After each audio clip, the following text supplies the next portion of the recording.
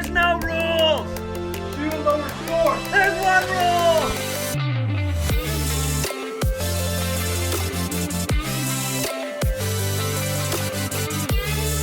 Welcome one, welcome all, welcome back to the back porch There it is. here at Franklin Bridge. What did I say earlier? I said The back patio? Oh, like man, we've dude. never said patio. No, we've never said patio before. And like, It felt weird when we you said did it. a podcast, the Champions Playbook podcast out here for like a year and a half, close to 2 years on this back patio. And you said patio instead I said patio instead of porch. Porch. Back porch here at Franklin Bridge. The Yeah, patio is you know. so Forest Crossing.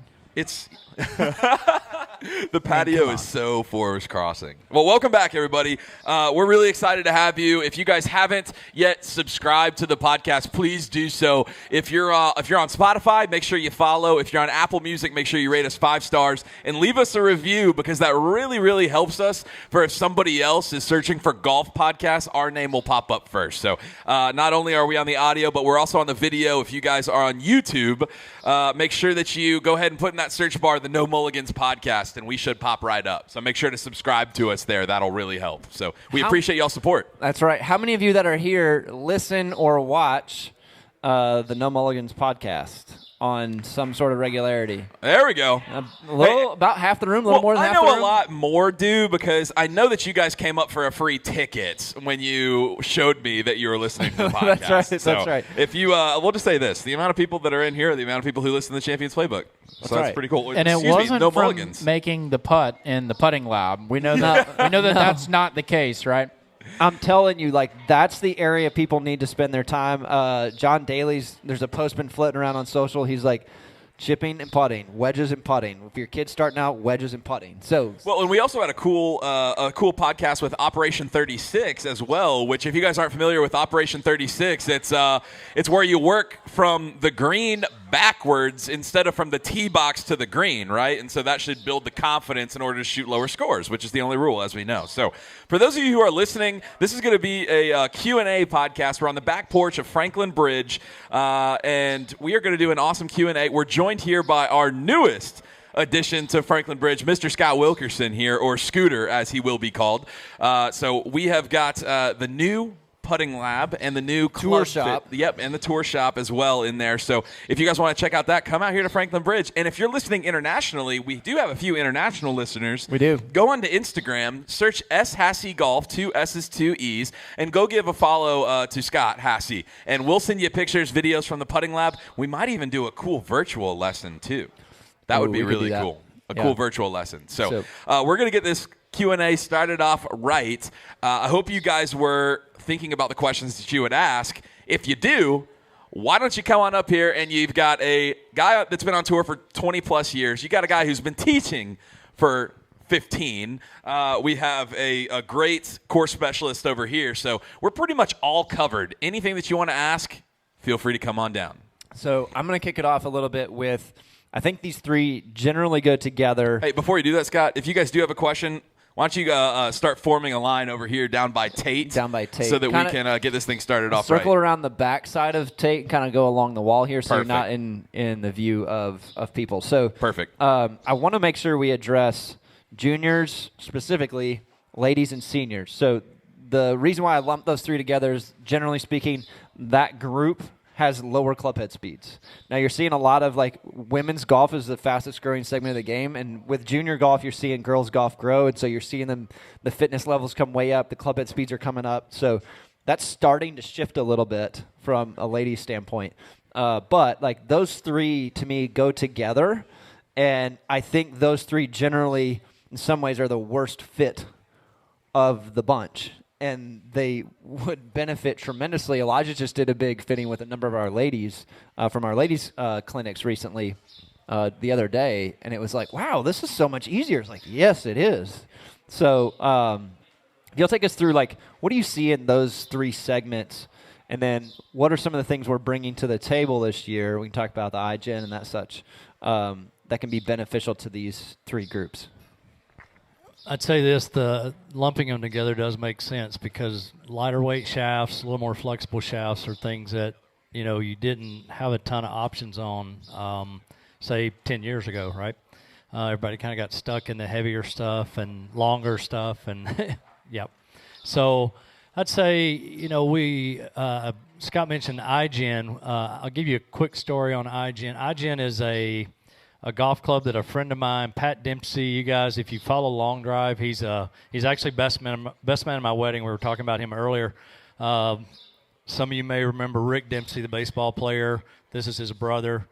Does Long Drive. He's won 4 national long drives. This guy's the real deal. But he found the same thing. He lives out in L.A., and he's having all these young juniors come to him, and the ladies come to him, and seniors. He's like, man, I just can't find stuff, especially for junior golfers, right? That's just not kind of a, hey, here's your 6-month set. We're going to have to get you another one in 6 months, and then a year. When you hit your growth spurt, then we get some craziness. So we got more. So you got a question? Or no? iGen is it's a little more expensive golf club, but the reality of it is you only buy it one set for 4 years. The hosels are bendable because they're forged. It has a weighting system that you can change the swing weights. The lie angles also bendable because of lie angles and lofts are bendable because of being forged. Length of the shaft is easy, right? Because we just changed the shafts. Shafts are not super expensive. So grips, they go small to a little bit larger, to a little bit larger till they get into an adult size. So it's a set of clubs that could follow you from your junior high school to before college, right? Right before you go off to school to play college golf. So that's some stuff we're going to introduce out here that if you have a junior golfer in your family and you're like, I'm just tired of buying golf clubs, this could be the answer to some of that. On the women's side and the senior side, because I'm sort of creeping into that a little bit, I myself have went to lighter weight shafts. I'm saying 40, 50-gram shafts, and also length. If you can handle the length being a little bit longer and still not lose accuracy, it's a pretty easy way to pick up 4 or 5 miles an hour clubhead speed. Okay, for women and for seniors, it's a big deal, right? Because all we do is start to go the other way. We start to lose distance, and you sort of accept it. But there's things now shaft-wise that we can kind of get you back to where you were with some good instruction and lighter shafts, longer shafts. Come join the Hit It Far class 2.0. So, Elijah, what do we say? What do we say at the? Is that all you got? Is that all you got? So, hitting it farther. This will be my last question. Then I want y'all to come up and ask questions. So I've seen some numbers on the tour, like hitting it farther equates to X number of dollars more, all of that. I find the general public, Elijah, you see this on the golf course a good bit. They're like, I want to hit my 7-iron this much further. Why don't we get the distance on the driver? Why don't you hit it 10 yards further there and then let the rest come in? So the way I kind of talk to people about it, if you have a gamut from accuracy to distance of importance, the driver's all the way up here, the putter's all the way down here, and you just spread through that deal. So you see people on the golf course trying to hit their 7-iron, whatever. Like, we had a couple of people in Cracking the Code this winter. I'm like, y'all, stop trying to hit your 7-iron 165 yards. Like, yeah, it's the dead cold of December, and, we're trying to hit it what we hit it in the summertime. And they don't hit it that far in the summertime either. Right. Or should. Correct. Sorry, this bird is kind of distracting me. What was the question? I'm not even kidding. So what you see on the golf course with, like, people trying to hit it farther, deal with that on the driver's side, not on the iron side. But they're all trying to hit their irons farther. Yeah, absolutely. Picking up 10 yards with the driver, it's one or two. For most people, it's one or two small improvements in their motion. Gaining, and I can say this from experience, like gaining 2.5 clubs with irons. We went from 142 with an 8-iron to about 170.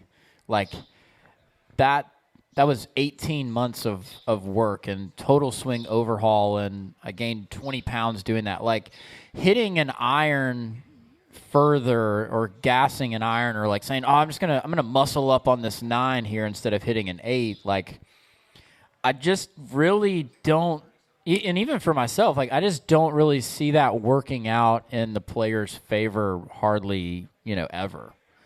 And so, yeah, the importance of driving distance is way more important than iron distance, because if you can cut 10 or 15 yards off of every par 4 and every par 5, let's talk about the difference in 10 to 14 holes, what that does for you. Right. And so we're back to the club fitting side of that.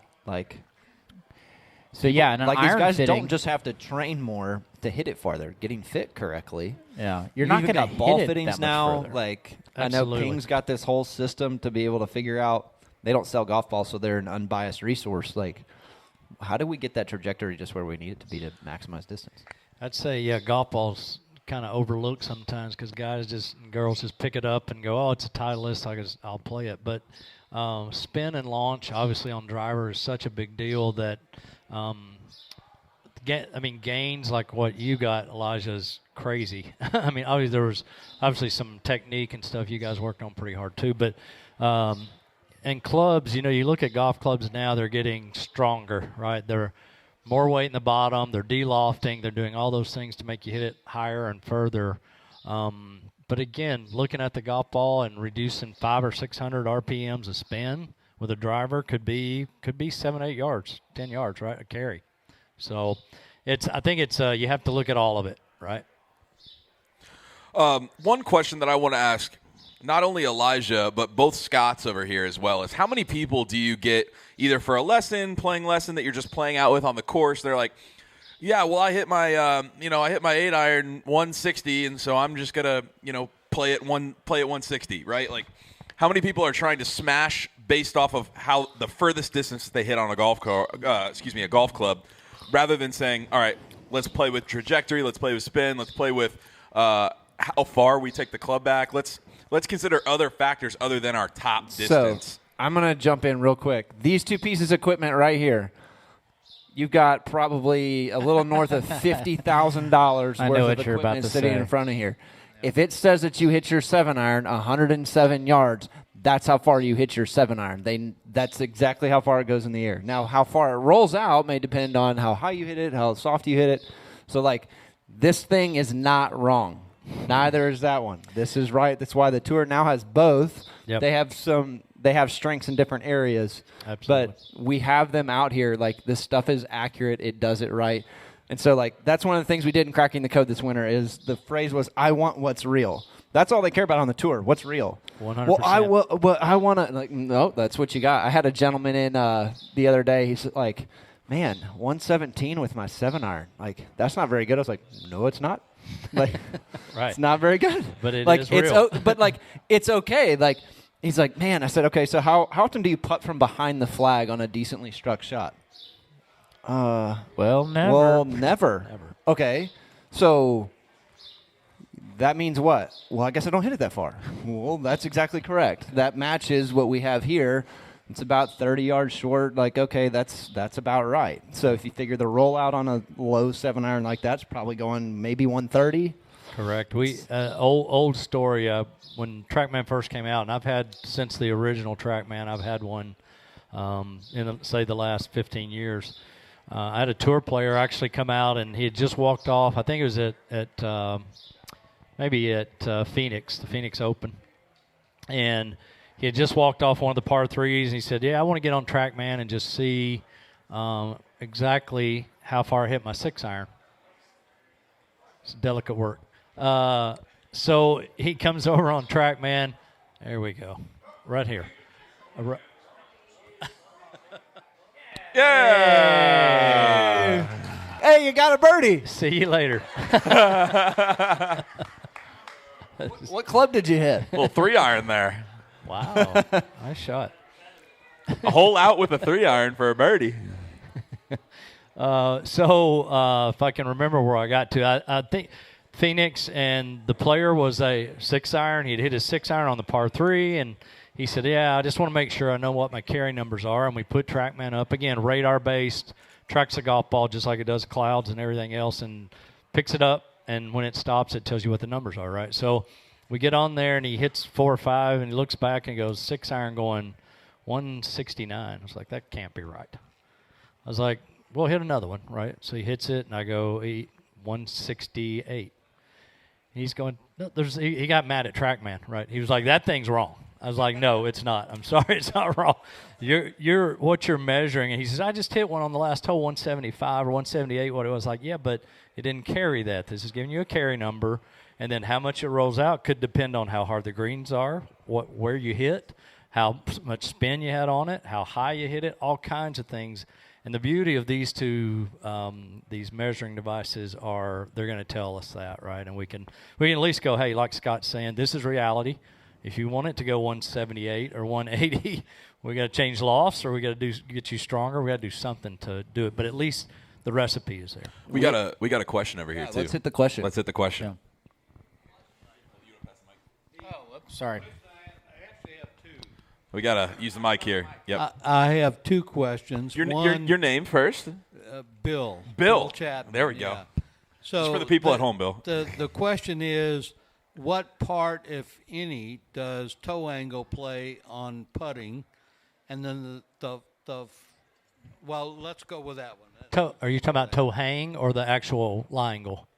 The toe angle of the club when you put it on your finger when it drops. Toe hang.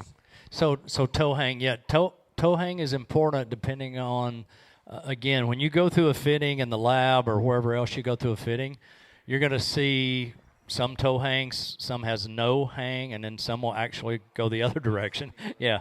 So they're very weird. Yeah, those are very weird. But a lot of it has to do with stroke. So when we put you on TrackMan, you putted tonight, saw some of those numbers, and we start to look at lie angle, not only at address but at impact, because people change, right? They'll go pretty flat at address, and by the time they hit it, their hands have raised up, and they've got created toe hang, right? So if you got a toe hang putter and you're creating toe hang, then you're going to hit everything to the right. You're going to miss every putt to the right. So if you love toe hang, we would go in and adjust that putter to get the toe off the ground, right? So more upright. So it does play a role, but it's more of, if you just love the look and feel of it, you could always change it to fit your stroke. Okay, but it is important, very important. Yeah, and so you're going to get a fitter's going to want to fit and a teacher's going to want to teach. Exactly. Right, and so like putting the two together of like, all right, so is that the most effective motion you need to make? And if so, like this is where the best case is like we kind of work together a little bit of, all right, we need this. Elijah's on the golf course dude's missing every putt to the right. Like, all right, okay, let's take a look at the putter. Fits the putter, like, man, those numbers are just kind of all over the place. Got him in the best putter. Why don't you go see Scott? So now you've got the full full story. Yep. So And you almost need that. I mean, it's hard, again, because putting surfaces change and grasses change and, speed changes. So there's so many variables that you need not only the fundamentals of good putting, but something that fits the fundamentals of good putting. I would go this far. I don't think most fitters, unless they're in an academy, which there are a number of academies all over the country and all over the world, but most fitters don't have an interaction, especially if you're in your Golf Galaxy or places like that, Dick's Sporting Goods, whatever. They don't have an interaction with a teacher on a regular basis on a golf course. So having real ball flight's really important. But he's dealing with not only the player, he's got the caddy who's basically his strategy guy telling him, we always miss it over here, we miss it over there. And you've got their instructor going, like, this is what I like. All right, that's the motion right there. So you're having to deal with these three dynamics all together, and possibly, I'm guessing you occasionally get like the personal trainer in on it. Like, this is like he's hurting. He's absolutely, yeah. If there's an injury or something, yeah, you're dealing with it's a juggling act basically because, it's like Scott's saying, they trust the caddy. They better, right? Their instructor is typically with the better players. Say the John Rahms and those guys that are, kind of gliding along, playing good all the time. The instructor comes out once a month maybe and just tunes them up a little bit, looks at things. And then if you, again, add a strength conditioning coach, you got a numbers guy. Now, most of these guys use the stuff that Scott talks about and writes about. So it is a juggling act of getting all of those people on the same page, right? But, again, it's knowing personalities and how they learn and figuring it out, as best you can. What's question 2? And then we'll get to Cullen. the second question I have is when you're a senior and you've lost speed, so you have a slow, how can you get spin on the ball around with your wedges and approach shots? You want me to take that? I'd say if it's about, you're talking about like pitching and chipping and being able to hit the little skip shot that stops and all that. A lot of that is technique. And Scott will tell you probably 75% of that is technique and teaching you to catch golf ball first, compress the golf ball. Nice new grooves help a lot. Yep. And I'll say this, the tour guys, again, they get everything for free, so it's easy to ask for everything. So they will change wedges every 2 to 3 weeks, believe it or not. I mean, it's ridiculous. It's tons of golf clubs. It is. So think about a brand new wedge every 2 or 3 weeks. You're probably going to spin it a lot. If you're like me, you might have one 4 years old. There's no grooves left. So what in the fitting side of it, bounce, like Elijah was talking about earlier, getting something with less bounce where you catch it cleaner. Regrooving or new grooving the face of those wedges can help a little bit, and we can do that legally. Shafts, you can play with shafts. Shafts could be a little softer and lighter, right? So a lot of ways to get to where you're trying to get to, but I think we would have to evaluate and go, is it technique or is it a combination of technique and equipment? Not only that, Scott, but type of grass as well. Absolutely. Oh, gosh. Everybody's out here wanting to spin wedges out here. Newsflash, Elijah and I aren't going to spin them the rest of the year. Okay, so that means you're not going to either, okay? Yeah, it's we not have gonna Champions happen. Bermuda grass, which is the most durable grass, which with the amount of rounds y'all see out here, if we don't have Champions Bermuda, we don't have greens, okay? So we have that Champions Bermuda, which is fantastic. So is the other question I like to ask to Bill a little bit. We get this asked in lessons all the time. Everybody wants to spin it. It's like, well, you don't need to spin it. So if you have a need to spin it a lot, you're placing the ball, so we're back to strategy with Elijah. You're placing the ball in a spot that you shouldn't need to spin it from. You see spinning it on the TV. Like, most tour players are trying to not spin it as much. Like, they're trying to reduce spin. Yes, they tend to produce too much at times, but, like, when you have a lot of spin on a golf ball, it's actually harder to control from a player standpoint. You want to try to minimize that. We've had that with Micah, one of our college players. Like, Micah, dude, you're spinning your wedges way too much, man. Like, we got to chill out. Let's hit some bump and runs here. Like, you don't see it on, like, here's what you see on TV. You see the short-sided shot that spins a lot, like, because they have to, and it's the only shot they can hit. And that's what sells. That's what sells. Like, we did this with our ladies' clinic this morning. Like, please, you can hit it on the ground. Like, run it on the ground. Keep it on the ground. If all of you grew up in Europe, you'd be hitting it on the ground all the time. You wouldn't be asking about spinning. You'd be asking, how can I roll it out better, right? How many people here, too, have seen a Tiger clip where he says, I'm just trying to take spin off the golf ball? Yep. Has anybody seen that? Yeah, they're trying to say, I'm trying to take as much spin off the golf ball. Because he used to play with super spinny stuff, and so he spins the crap out of the ball. So he's trying to do the opposite, take it off. And Tiger plays the softest golf ball ever made. It is super soft, but he's learned to, again, with holding angles and knocking it down. I mean, I remember a quick story. Tiger was actually the first guy I met when I got on tour. It was, again, That's so cool. a nervous, very. It's only nervous downhill situation. from there, Scooter. It's only downhill from I know, there. Right? I can't get better than that. But it was, again, it was at Torrey Pines. I'll never forget it. I was working for Seymour Putters, and Tiger comes by and he rolls some putts, and I'm like, God, I don't even know if I should even talk to the guy or not. I'm out there like at 5 a.m. and of course Tiger's coming through. And he goes, I played with that bleep, bleep, bleep Zach Johnson yesterday, and he made everything. He goes, I go, man, you can take one. He goes, no, I'm under contract. I can't take a Seymour putter. But he did roll it, and then, but the big story with him is the fitting process for Tiger was the 8-iron. Like, he spent days on just the 8-iron, right? Learning to hit a 130 shot, a 140 shot, a 150 shot, a 160 shot, because those shots where he's playing into the wind, tuck pins, hard greens, whatever it was, he could hit that. He had 5 shots with his 8-iron, and if he got that right, he could get everything else right around it. Yeah, and Bill, to kind of finish up your question, like, we can get it to spin more. So one of the cool things that we got to see down at the PGA show was, gosh, I'm going to forget the name off the top of my head. at the Titleist area wedges. Who do we see? Who was talking about wedges? Do you remember? Ah, shoot. We both forgot. It was a guy. Gosh, it's a tour Some player. guy. So, but Just give me a second. with technology, we've found that the optimum launch angle for producing spin is 28 to 32 degrees.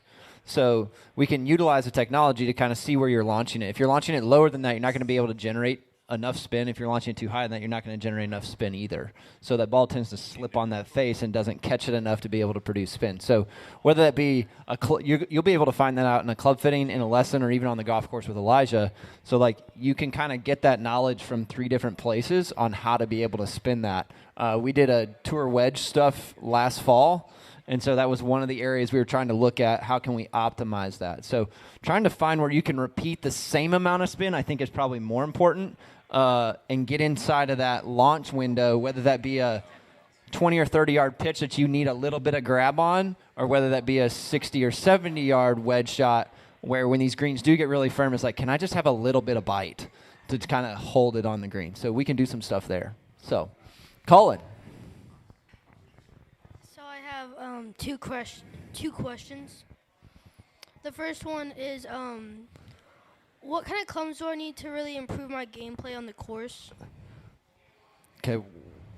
Say that question one more time, a little louder. What kind of clubs do I need to improve my gameplay on the course? What clubs?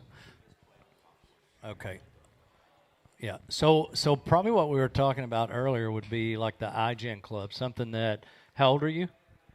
10. 10. So you're in the next 4 years, you're going to grow a bunch, right?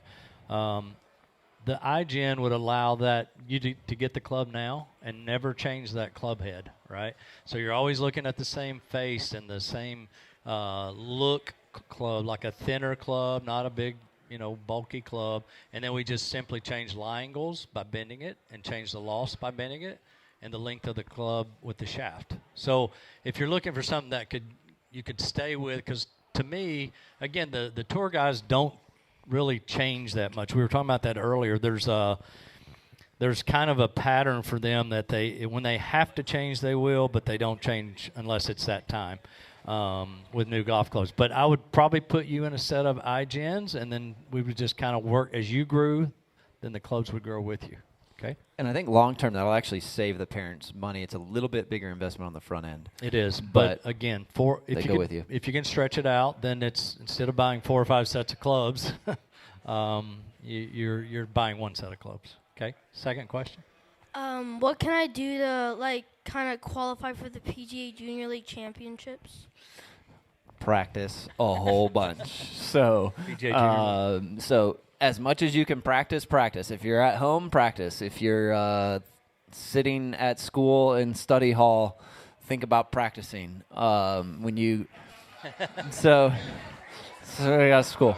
So in all seriousness, I say this to parents. They're like, well, he needs to work on his schoolwork. I was like, all right, time out about schoolwork. It gets dark about 8 o'clock, 8:30, 9, right? So he's 10, so schoolwork isn't huge. The homework isn't huge volume. But even when they get into high school, the time for them to practice, the most effective time is at the golf course, not hitting into the net at home. Like, get them on a golf course. Well, they got schoolwork. I was like, that's fine. They're gonna have to learn that discipline when they go to college. So when it's light, practice. I'll let them practice till dark till they can't see. Then come home and learn the discipline to do your homework. And if you can't get your homework done, you lose golf privileges. So yeah, I'll let the college player answer. He's got. To go on with all the practice, get your head in some books. Read as many as you can. Get your parents to take you to the bookstore. There are thousands upon thousands of golf books. Read all of them. I'm telling you, just be an open vessel for any and every bit of information you can get, and I promise you're going to improve. That's good. I like that. Love that. Thanks for the questions. Get that boy some tickets. Yeah, we need tickets. We need tickets. Awesome. 2 questions, 2 tickets. Correct. Oh, best golf book. Hey, Hassie or Dustin over there? Best golf book? Ooh, Champions Playbook, yeah. The Champions Playbook. No. I would say The Game I Love by Sam Snead. It's a really easy read. I know it's kid appropriate. Like, it's a kind of a coffee table chicken soup type book, and so he shares lots of little snippets. There's a couple tips. There's some history. It's a wonderful little book. It's a couple bucks. What's another one on the other end of the table? If we're going to go kids related and things like that, there's a Tiger Woods book that I had on my coffee table forever, and it's Tiger Woods, How I Play Golf. Pictures, it's huge, it's massive, and you're looking up to Tiger Woods. I mean, the best ever, in my opinion, so it's a good thing to look at. Sweet. Next question. Hello. Hypothetically, I'm a high handicap golfer. Maybe. Yeah, I don't know. Maybe I'm the only one. But when we're talking about wedges, we hear bounce, grind, all that. Sure, there's differences. How much should a high handicapper friend of mine care about that? And is there a Swiss Army number that we need to shoot for, because we don't get new wedges like the PGA Tours every course they play, things like that. So put it in English. None of this mumbo jumbo. Bounce and grind. What do I need to know? The floor. That's a great question. Keep the bouncing and grinding to the dance floor. We're good.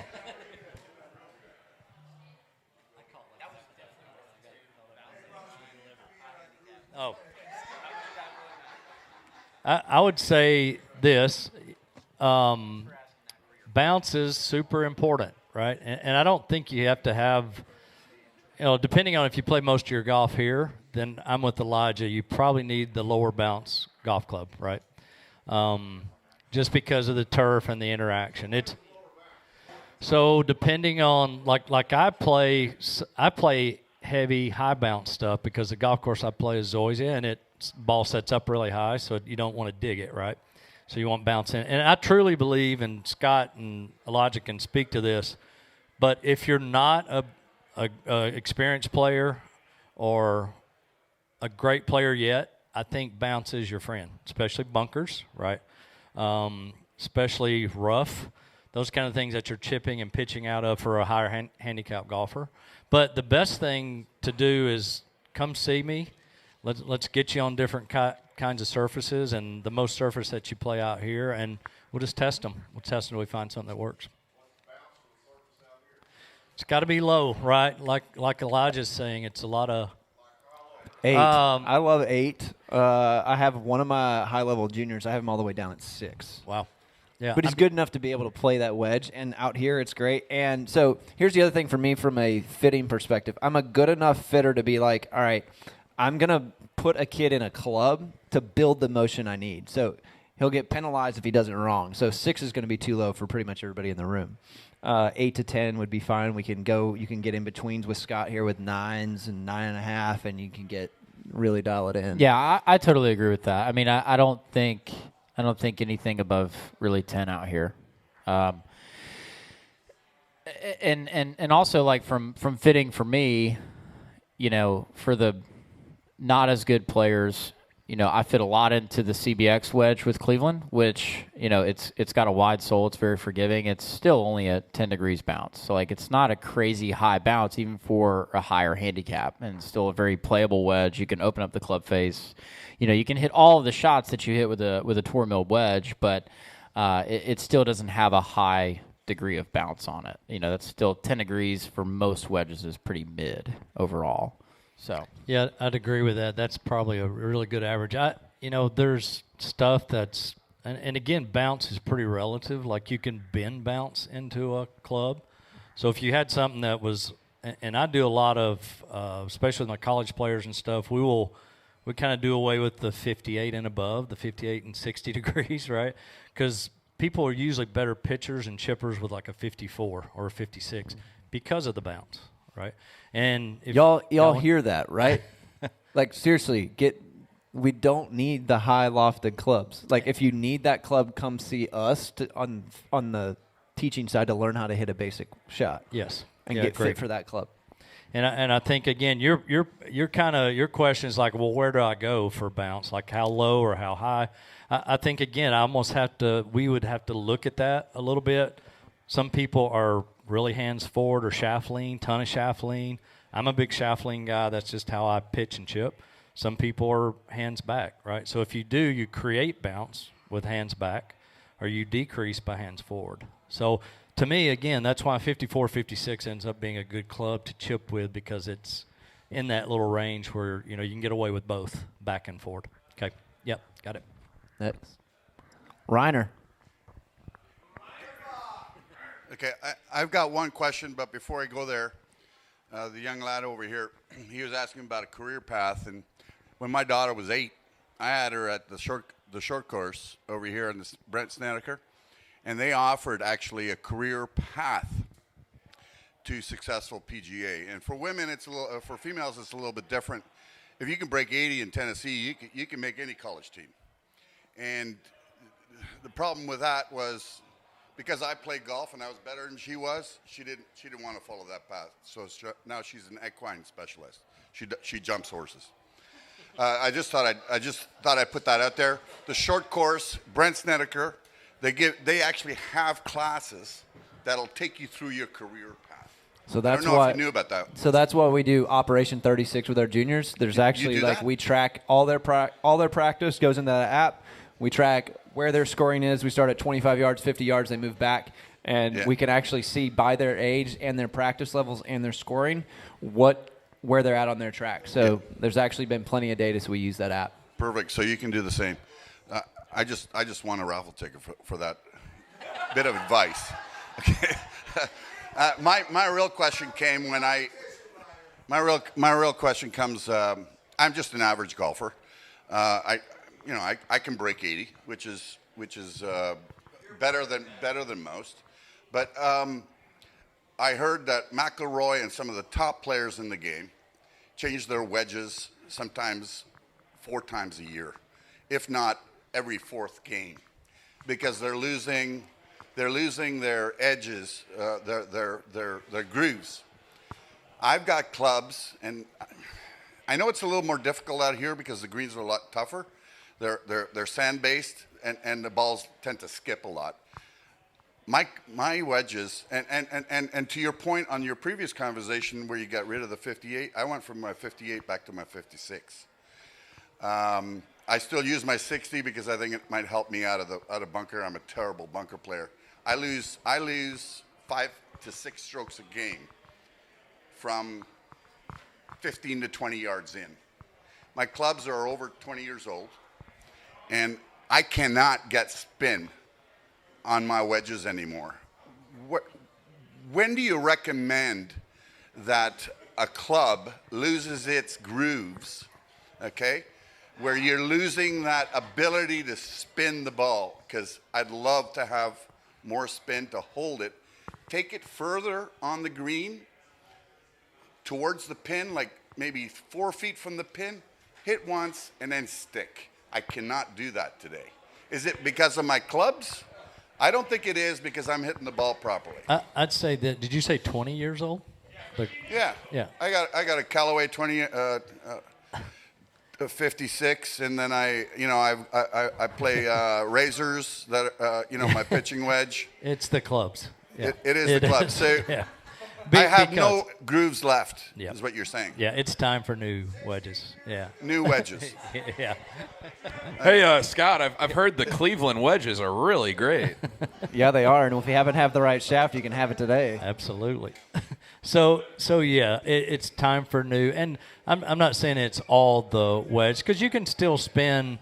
You can spin a wedge with no grooves on it if your technique is perfect, right? Yeah. But I'd say this: the like the McIlroys, we were talking about that earlier, but he went through a series, maybe late fall, where he was missing greens with 80-yard wedges, and because he couldn't control spin, like they're talking about, right? So he got on TrackMan, he got on GC Quad, and he started to look at, his spin numbers were going crazy down, even though they were new, because he's on top, compressing, shaft lean. He's turning his 58 into a 46, and you're going to hit that further, right? So spin didn't help him, other than he was taking too much off, right? So I'd say new wedges, look at technique, and they can teach you to spin the golf ball. There's no doubt in my mind about that. You know what I find sometimes, though, too, when I do get a little bit of spin, it'll hit the green, and it'll bounce. It'll spin left, or it'll spin right. How do you control that? Again, it's technique, probably, right? It could be numerous things. It sounds like shut club face, probably, with a bad path, and then that's where these guys will step in and go, look, you can't. Here's the deal. I've never seen one PGA Tour player or good amateur player or good college player, whatever you want to say, at the top of the, low handicap, whatever, with that hit chip shots or pitch shots from the inside with a shut club face. They don't. No one does that. They hate the club. Always open. They hate the club being inside, and they hate it being closed. Yes, because of the bounce. So, yeah, and also to answer Reiner's question from a strategy side too is, there are certain greens out here that the grain is not from back to front. They can be right to left. It can be left to right. So the grain absolutely has an influence on which way the ball bounces as well too. So it's totally dependent upon a number of different conditions and situations like that. You have the shiny side on the fairways here, so we mow our fairways one way and the other way. So you can move that ball 2 yards, and that spin profile changes entirely depending on which side of that fairway you're sitting on. So, all right, we got a couple more questions here, and then we're going to do our big giveaways, the custom shaft and the custom putter as well. So stick around. We got a few more questions left, and free lessons. So we got a few more questions left here. Awesome. I'll be fast. Hey, don't feel bad. I'm hitting. Don't be fast. Be slow. We're here to have a good time. Yeah. I'm hitting 1980s Ping Eye 2s, which Scott. They're such an awesome club. They're so great. I keep telling myself until I can break 90 consistently, I don't need to buy new irons. But probably listening to you talk tonight, I'm probably chicken or egg there. My question is about the brands of golf clubs and how much they matter, because you talk about Tiger, man, I wish I could use that putter, but I have a contract with so and so. Does it really matter? Can you fit anybody to any brand, I guess? That's a great question. I would say if it's not so much about the brand, or some companies are really, really good at irons. Some companies are really, really good at woods. Some are great putter companies. And I always say there's some mix of something good in all of those, Callaway, TaylorMade, whatever. But the right fit is way more important than what club you're using, right? So if we get your lie angles and your length and your grip and your lofts correct, any club, any brand could work, correct, yeah. The fits across the board, the irons can look and feel differently. And you may hit a club that he fits you to perfectly, and you're like, man, I just can't look at this. I don't like the sound of it. I don't like the feel of it. It works great. The numbers are great. That's fine. That's why we have all these different companies to be able to select from. So, from a teaching perspective, if a person doesn't like the club, we're not going to hit it. I'm sorry, you need a new club. Now, sometimes off an angle, I did this with a junior one time. He's like, man, I can't hit this 3-wood. This 3-wood's terrible. Hits his 5-wood great, switches to 3-wood. It's all over the place. I was like, can I see that real quick? He's like, yeah. So I unscrewed the head, played it around, put it back down, hit 2 shots with it, hit it pretty good, and then I gave it back to him. I was like, why don't you try it? I think this will work better for you. I didn't change the setting at all. I just spun it around and gave it back to him. And he hit it great. He's like, oh, dude, that was awesome. What'd you do? I was like, I just played around with it a little bit, which I'm not lying. I played around with it. I didn't change anything, though. So, there is a feel component to a player that I think it's important just in lessons as well. We had a lady in ladies' school. She's like, I can't do that. I was like, okay, well, then we're not going to. I got other routes I can go. He's got other routes he can go. So it's important that your feedback, both in the lesson, on the golf course, on the teaching tee, on the fitting tee, that your input comes into that fit in order to get you in the right thing. Yeah, and I think that also there's all these different brands have, basically they produce the same style of clubs, right? They all have their game improvement. They all have, a hybrid or some extension of a hybrid iron. They all have a blade. They all have a player's iron. They all have something kind of in between.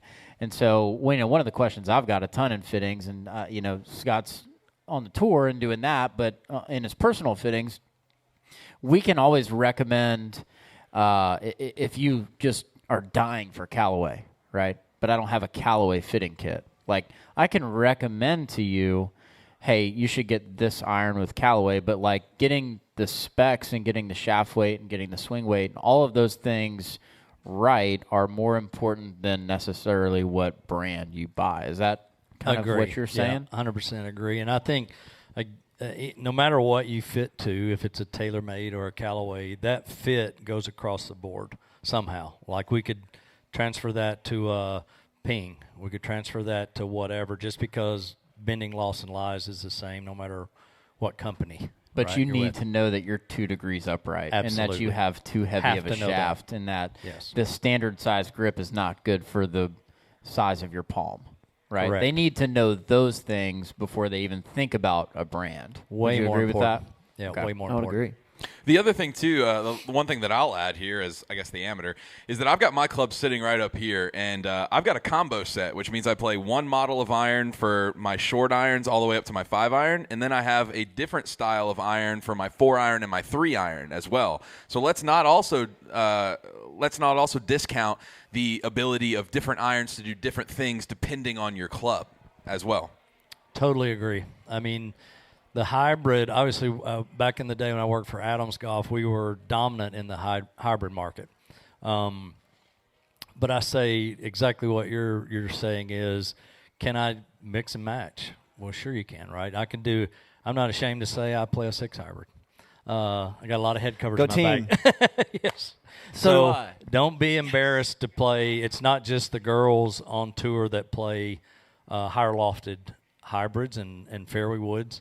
I mean, this past week in New Orleans, I built 2 7-woods for one guy who was top 30 player in the world, and one guy was a rookie on tour. But the golf course demanded some higher, softer shots, and no matter, Nicklaus probably was the best at the 3-irons and the 2-irons and that stuff, but you have to remember they probably had the loft of our 5-iron now, right, or whatever. So it was easier to hit those. But now I see guys, tour players especially, going to higher lofted fairway woods and hybrids. Remind me to come back to that after she asks her question. Hi, my name is Lauren. I have 2 questions. The first is more of a general question for ladies in golf and the ladies in golf community.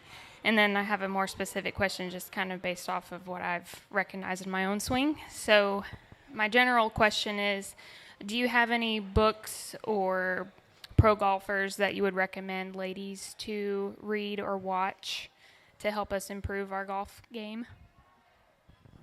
Is Ken still here, or did Ken leave? Oh, Ken left. Bummer. So I've been toying with, we've done this in the past, from the swing side, I can speak to that, is we're going to run an experiment later this year once Ken's done with his schoolwork at Lipscomb. But this summer we're going to run a study of, we're going to have you watch a swing video and let your swing evolve over that. So there's actually some research in the high-level sports space of, did we lose? Oh, good. We got the audio. Sorry, we got the audio, so we're good. But if you watch golf swings over and over and over again, your brain actually begins to repeat that behavior. If I take a junior golfer and whoever they learn to play golf from, whether that be a older brother, a parent, grandparent, whatever, and I mix them all up on the driving range, and then you ask me to pair them together, it is really stinking easy to pair them together, even if they've had lessons. So I can mix them because your habits tend to follow those that you're around, which is why we say, like, we did this with Austin. Gene is kind of what prompted it. One of my best players, 4-time All-American, national champion, 8 course records. So his team, if you look at their Instagram feed, when he first got there, all their swings looked different. By the time he graduated there, almost all of their swings had the same kind of strange finish that he has. So they all started to mesh with his. He was the leader of the pack. He never watched anybody else when he played. He was just always out here. And so it all followed him all the way up into that space. So in terms of which golf swings to watch, there's Nelly Corda's a really good one. Nelly Corda's good. let me think about it more specifically for your golf swing to try and fit it with that. So with Ken, what I did is I had him watch Ricky Fowler over and over and over again because he had some idiosyncrasies that matched Ricky. And if you look at Ken's swing 3 months ago and now, and the video that I put together with Ricky, the similarities are striking. Now, Ricky's obviously a way better player, but like Ken's swing started to follow some of those traits. I didn't tell him what I was looking for. I was like, I just want you to watch Ricky. So he doesn't know what I'm looking for. It's like, I think I know what you're. I was like, nope, that's not it. So stop trying to figure it out, right? So Nellie's great. You're not going to go wrong with Nellie, but she's going to be a more upright swing, and she's a different body type than you are. She's super tall, more upright. Like, it's not going to match what I want you to do. So let me think more on that and give you an answer there. Charlie Hull's another good one as well. Charlie's good. I'd say this. If you could get to an event and sit on the driving range and just watch, the tempo is very different than what you think it is. It's way slower and smoother and cleaner.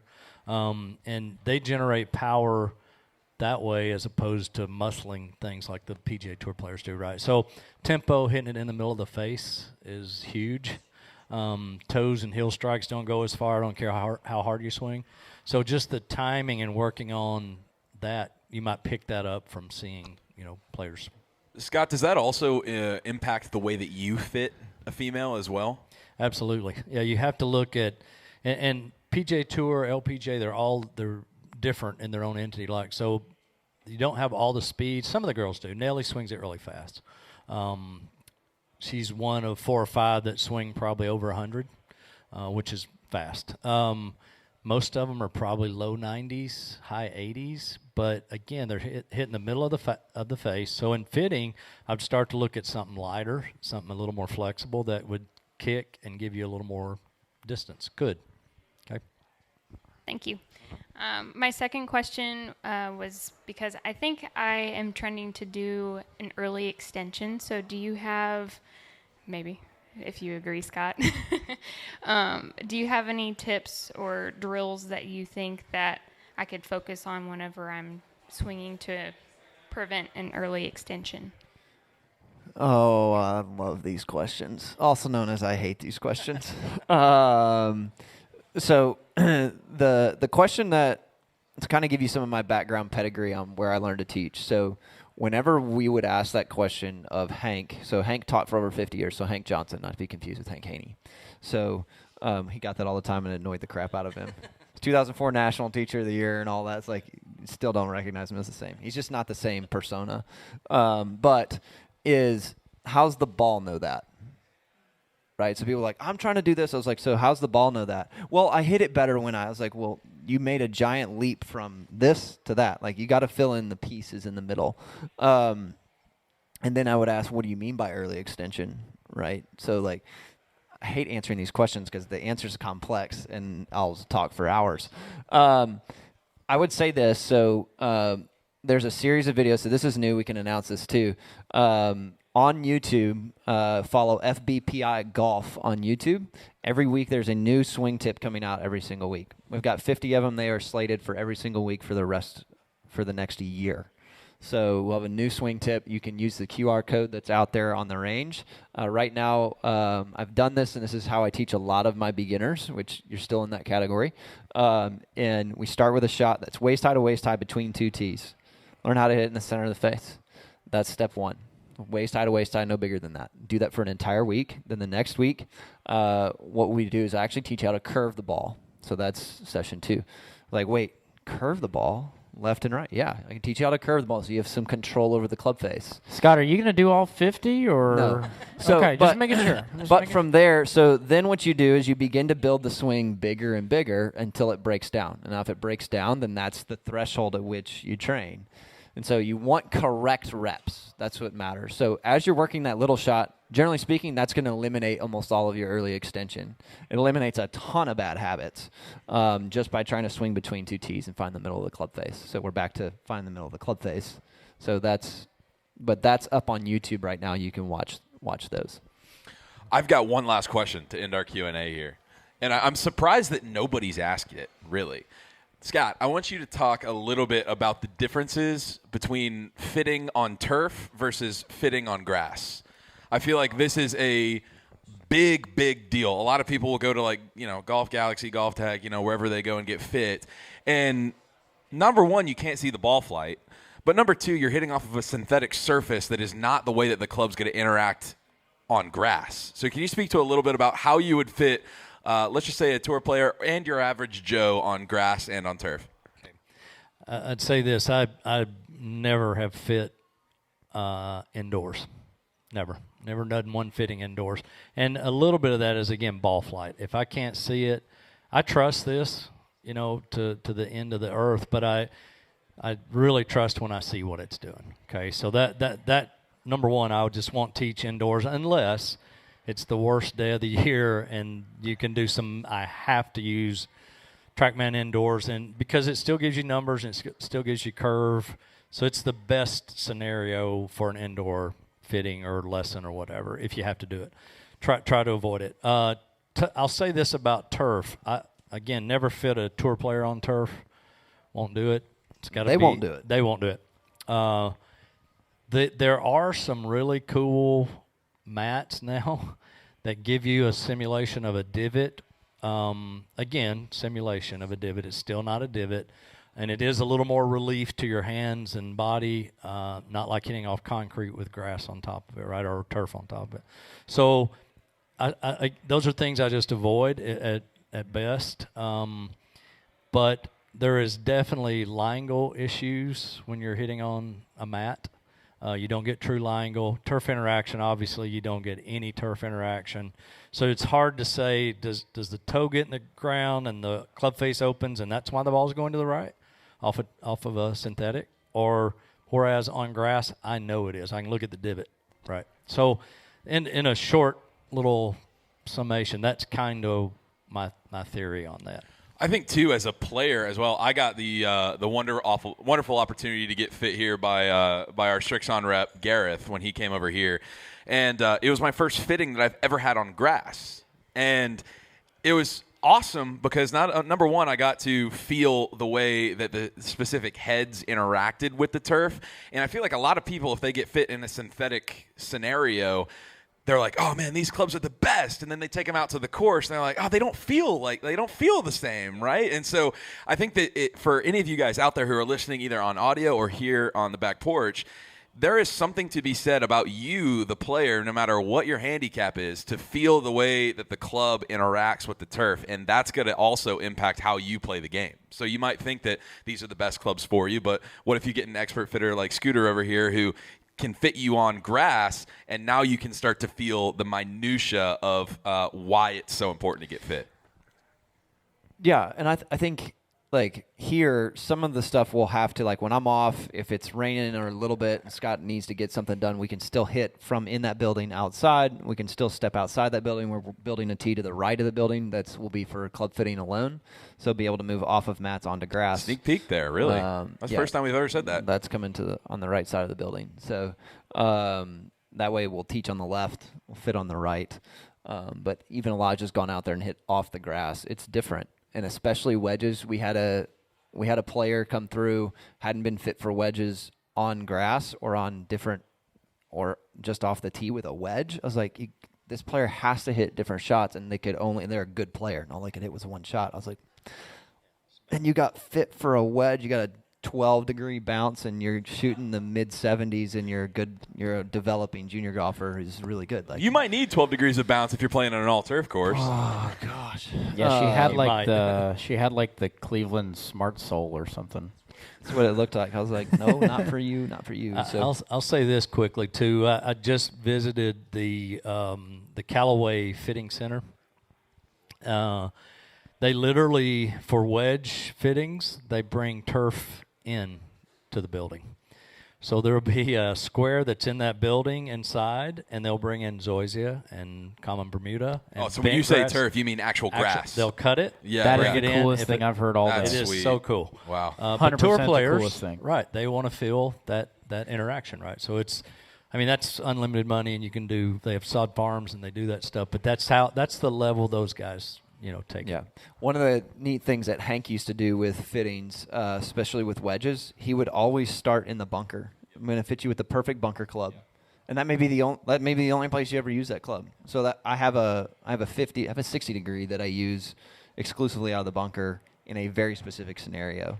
But I'm trying not to hit it in a place where I have to hit that shot. So I'll avoid that like the plague. But I would end it this way. So for me. Hey, we got one more quick question. Tate wants I was question. just going to add on, how much weight do you put in, like when you're, if you're beginner or mid or even, low handicap, like practicing on turf, making sure you're going to a range that has turf, that you're not just, like when you're going out to practice, you're not just practicing on synthetic all the time. From the teaching side, unfortunately with public golfing in this area where most everybody goes on mats for the winter, just you can't grow grass. We're not on, so it's more about the intentionality, being able to pay attention to what you're doing. And so if people are like, man, I just hit it so great on mats, it's like we got to pay better attention to just hitting it good. So things like Dr. Scholl's foot spray on the face, so you can see where on the face it's hit. Things like that can be very helpful. So I'm more about being intentional with paying attention to your body. The phrase I use all the time is control. Everybody's like, I want to be more consistent. I was like, you already are. Like, I can tell you, I can make bets in Vegas of what you're going to shoot today, right? You're going to shoot between this and this, right? Like everybody has a range. So we're trying to give you control over what happens to your environment. And so for me, it's helping people pay attention to what they're doing and what they're feeling. I find most people just aren't very good at that. And it's because they haven't been told how to. So I'm trying to help you pay attention to what you're doing, less about you're just stuck, So I would also say play more in the winter instead of hitting as many balls if you have to.